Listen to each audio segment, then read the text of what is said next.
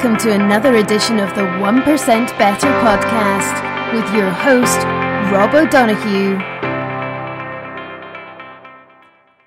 Hello there, folks. Welcome to 1% Better, the podcast that aims to make you 1% better or more. And this week's episode, it is all about books that hopefully will help you on that quest to be better, to improve in some way, shape or form.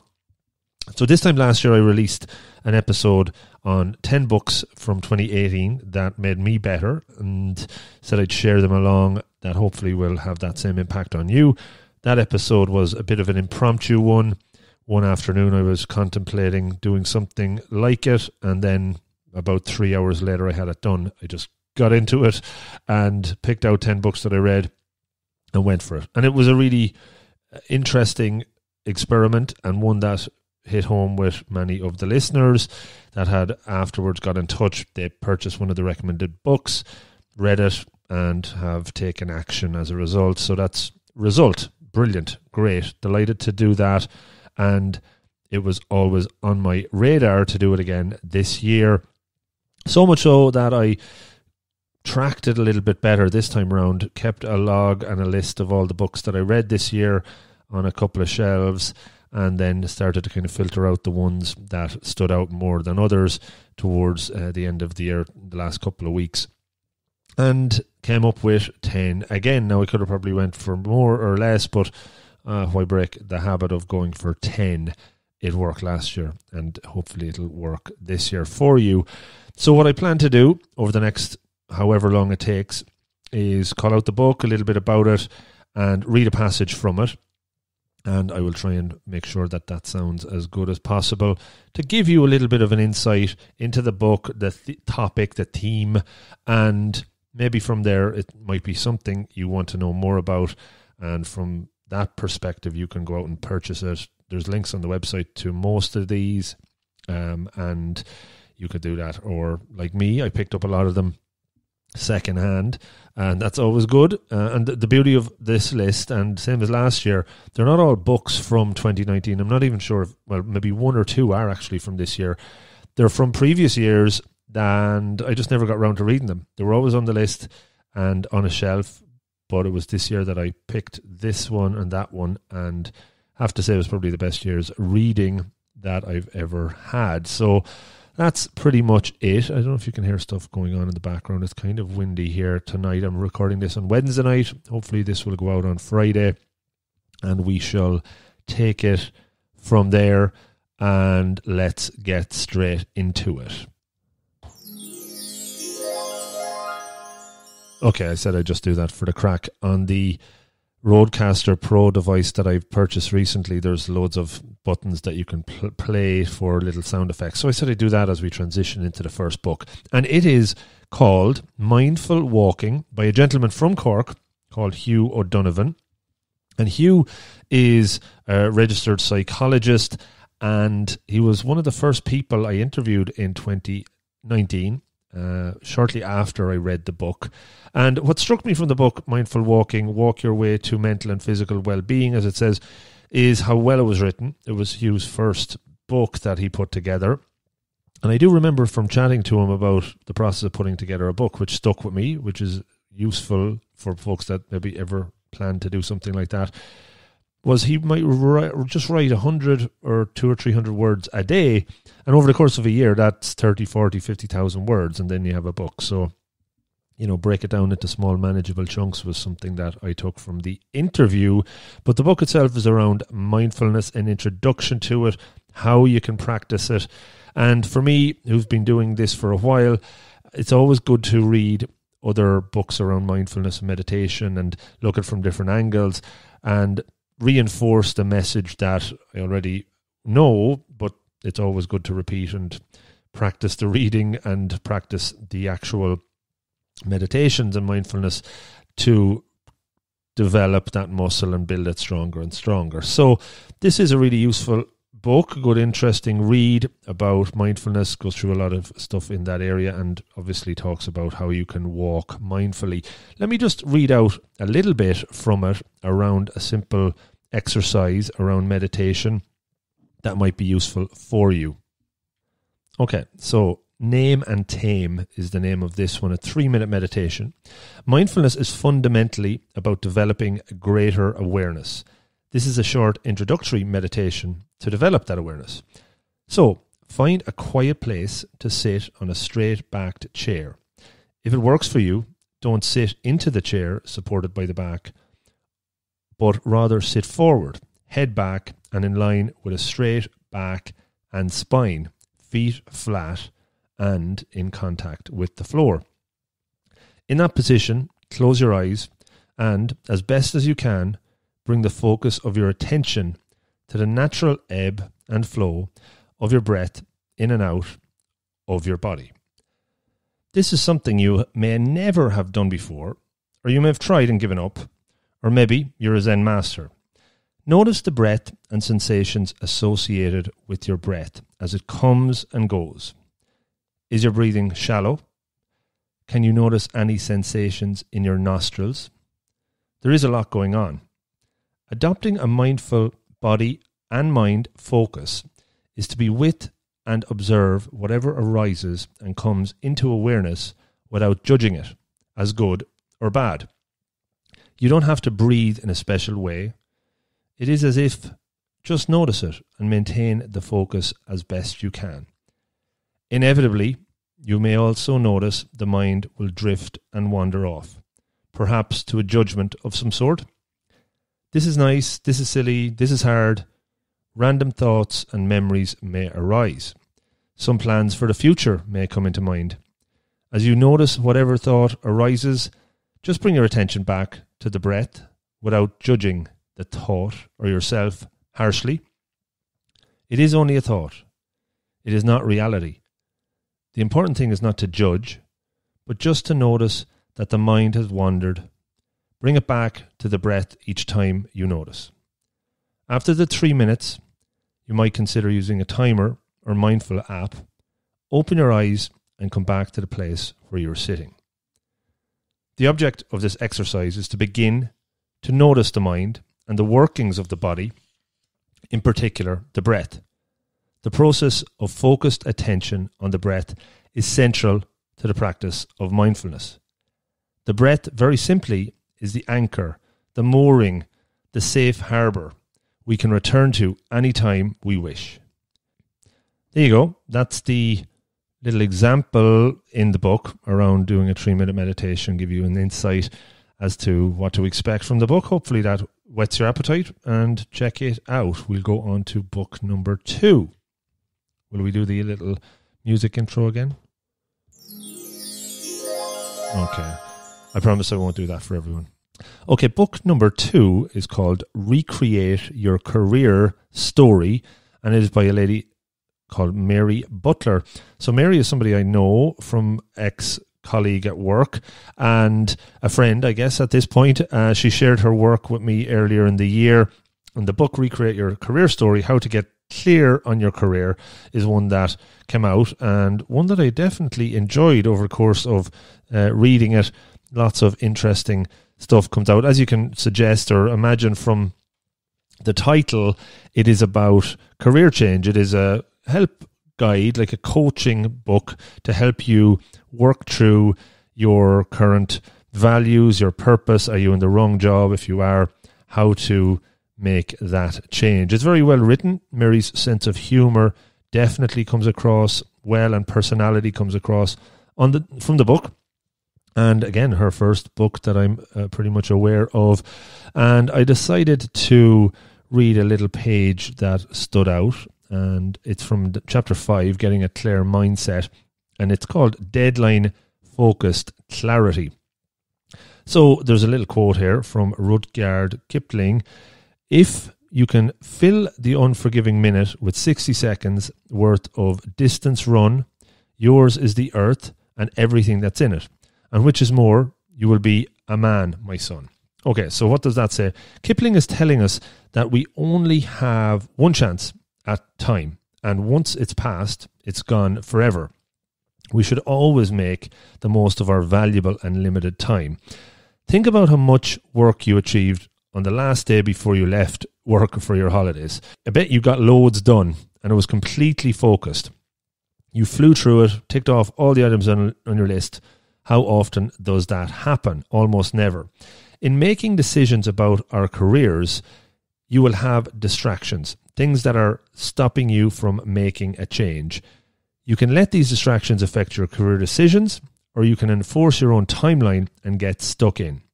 Imagine how much better you will feel. No guilt, no regret, no fears. Mary says she has recently read a book called Rework by the founders of Basecamp, Jason Fried and Heimir Hansen, in which they share, when you impose a deadline, you gain clarity. When restricted by time, we somehow seem to be able to prioritize what's important and just focus on what's necessary. And when you have a reason to make a change, it pushes you even harder. You're not always going to be in the right mindset or position to address a career crisis or blip. Sometimes you need to stay where you are, keep the routine going, and you can address it when you're ready. It is good, however, to have the thoughts processing in the back of your mind so that when it comes to making a decision, you'll be ready. What will be your commitment to 60 seconds worth of distance run today? So that's a very interesting page from the book. And as I was reading it, things that came up for me around distractions. I heard today somebody calling mobile phones the weapons of mass distraction. And that stuck with me. And that certainly can distract us from lots of things. But time itself is the most important commodity there is. And what we do with that is so important. And I appreciate you listening to this, giving up your time to listen to this episode. That's why I'm hoping it's useful. But when you're making a career change, it's certainly very important that you use the most of your time to figure out what that change is all going to be about. And putting a deadline on it absolutely helps. So that's a snippet from Mary's book. Hopefully it's one you can check out. And we'll go to number 3. So book number 3 is from the very well-known author now that has really sprung to prominence over the last couple of years, Yuval Noah Harari. He is the author of Sapiens and Homo Deus. I don't know if you've read those or heard of those. I think I might have talked about them on the podcast before. This book that I read this year is 21 Lessons for the 21st Century and is very much worth checking out. As the title suggests, there's 21 lessons, 21 chapters, and it goes into areas like liberalism, globalization, nationalism. I'm just flicking through it here. The topic of work, how that is going to change in the 21st century. And there's a lot of talk about that now for sure as well. So the piece I'll pick out from the book, and to tie it back to the first book as well, and probably won't go into too much more about meditation or mindfulness in this episode, but it is about meditation. And Yuval talks about just observing, how you can just learn to observe as part of your meditation. He was somebody that hadn't really invested much time or interest into mindfulness or meditation for the first number of years of his life, and it was only in university when he was doing a doctorate in Oxford that he was recommended by a friend to go on a meditation retreat, a Vipassana meditation course, and that was what changed it. So I'll just read a little bit from that and touch on meditation again, but it's a brilliant book, lots of topics covered, and I would recommend it. So eventually my friend Ron Merman suggested that I try putting aside all the books and intellectual discussions for a few days and take a Vipassana meditation course. Vipassana means introspection in the Pali language of ancient India. I thought it was some new age mumbo jumbo, and since I had no interest in hearing yet another mythology, I declined to go. But after a year of patient nudging, in April 2000, he got me to go on a 10-day Vipassana retreat. Previously, I knew very little about meditation, and I presumed it must involve all kinds of complicated, mystical theories. I was therefore amazed by how practical the teaching turned out to be. The teacher at the course S.N. Guenca, instructed the students to sit with crossed legs and closed eyes and to focus all their attention on breathing in and out of their nostrils. Don't do anything, he kept saying. Don't try to control the breath or to breathe in a particular way. Just observe the reality of the present moment, whatever it may be. When the breath comes in, you are just aware. Now the breath is coming in. When the breath goes out, you are just aware. Now the breath is going out. And when you lose your focus and your mind starts to wander into memories and fantasies, just as you are aware, now my mind has wandered away from the breath. It was the most important thing anyone ever told me. So that chapter goes on to go into much more detail around how meditation has been the catalyst in many ways for Yuval to write these massive best-selling books that he's done over the last few years. And the guy himself isn't that old. He's probably in his mid-40s. But the writing that he put together around Sapiens, around the history of humankind, so detailed, so insightful, a brilliant book to read. And this one gives so much more as well to give you insight and learning and skim the surface on a lot of topics you might hear on the news and in the political realm at the moment. So definitely check that one out if you're interested in learning about lessons for the 21st century. Okay, we'll go on to number 4. I know, I said I wouldn't do it all the time, but it's still a bit fun. So this one is from a gentleman called Anthony de Mello. And this one may be a little bit of a cheat on my part. This was a book I read a few years ago, but have reread it a few times and dip into it on occasion. And it's one of these kind of reference guides that you might get something from picking up for 5 minutes on any given day and reading a chapter. And chapters in this are a couple of pages long in lots of instances. It's a bit like a Stoic philosophy type book, but more of a kind of a modern twist on it. I'll read a little bit just on the back. Awareness is the name of the book, and it is a best-selling guide to the spiritual life, now firmly established as a modern spiritual classic. And the page that I'm going to read is called Negative Feelings Towards Others. So here goes. At one of my conferences, someone made the following observation. I want to share with you something wonderful that happened to me. I went to the movies and I was working shortly after that, and I was really having trouble with 3 people in my life. So I said, all right, just like I learned at the movies, I'm going to come outside myself.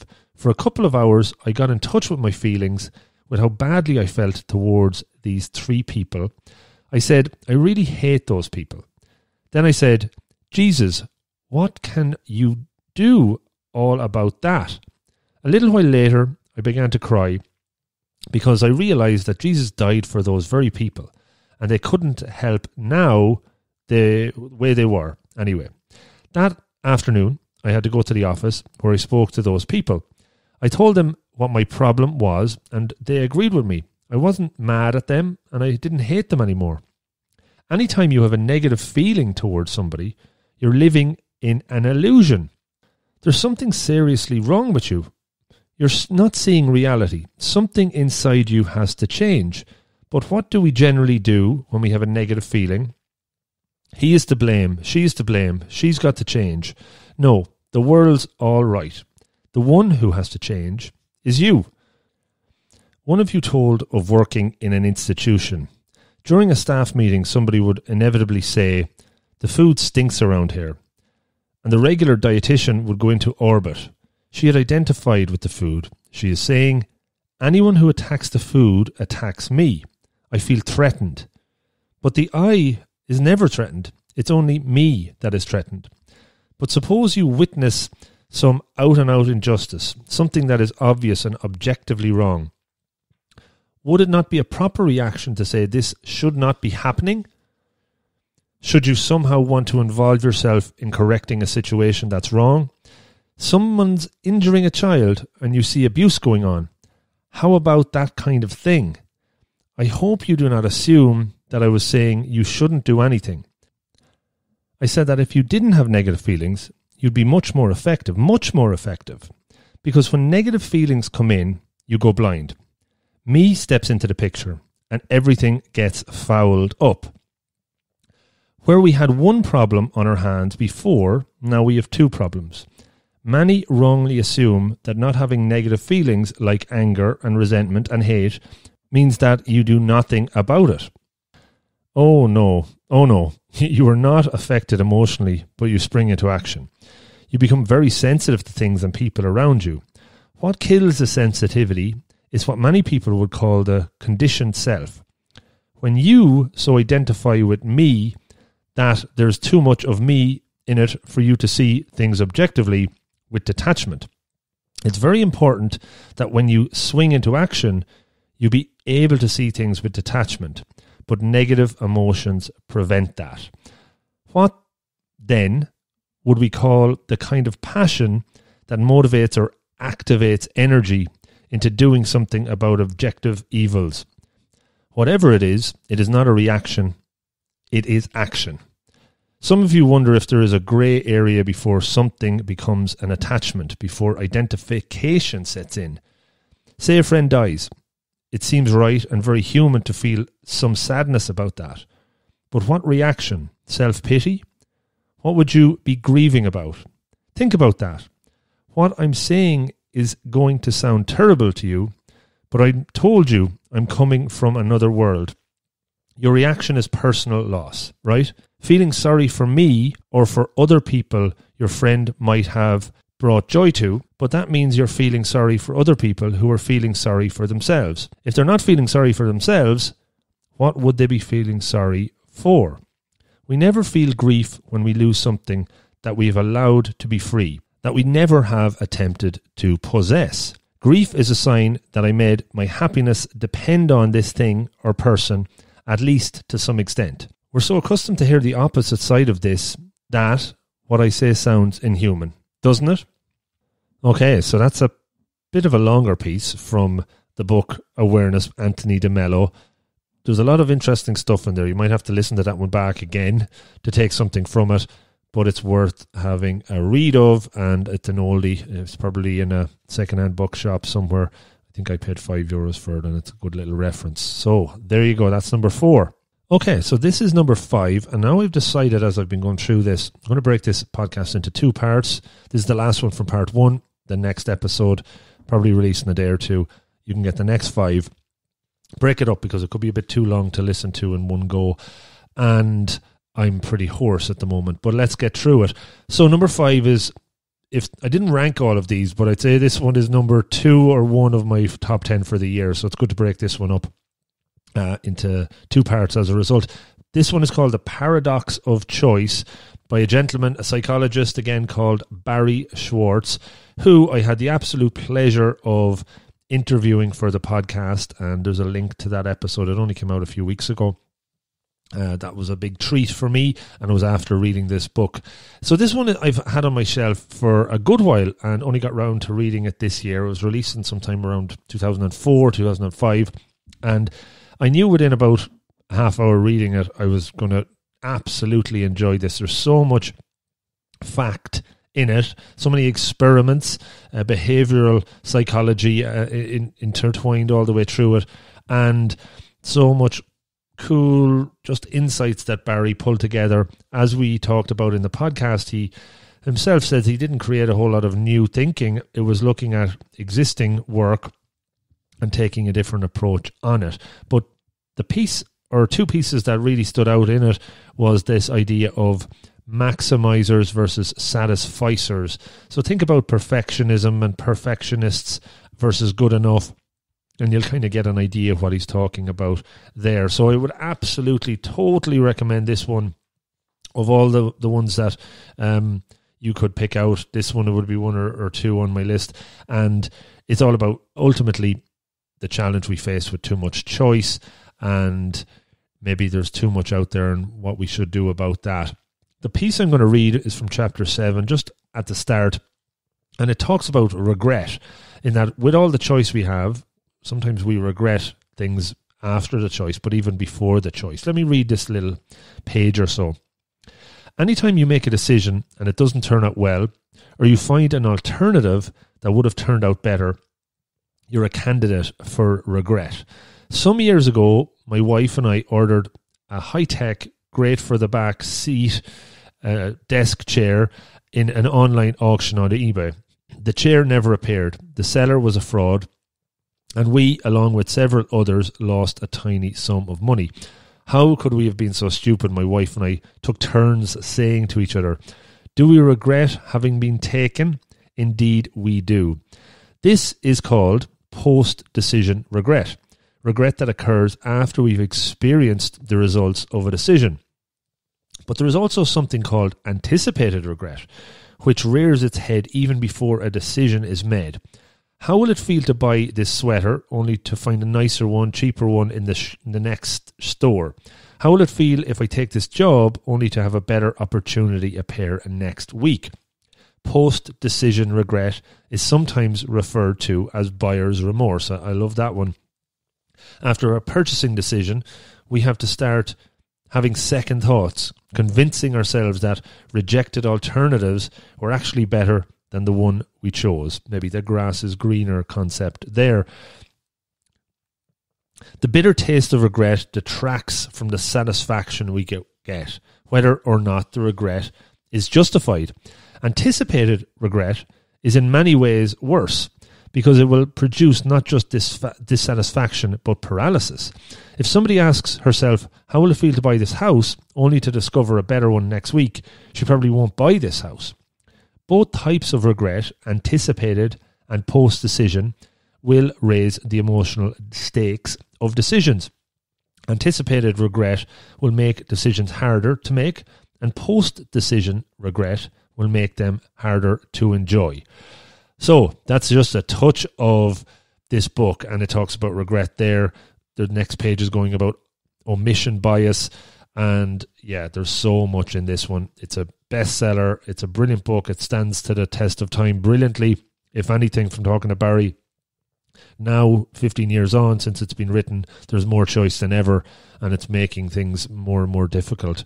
So I will leave that one there. That's the fifth book of 10, and we will come back probably in the next day or so with a second version of the episode and the second part, and hopefully something you're going to come back and listen to and enjoy, because it's fun, it's enjoyable, and it's Christmas, and hopefully this gives you some ideas of things you can buy with the vouchers you get, or buy somebody you know one of these and read it before you give it to them really quickly. Something like that.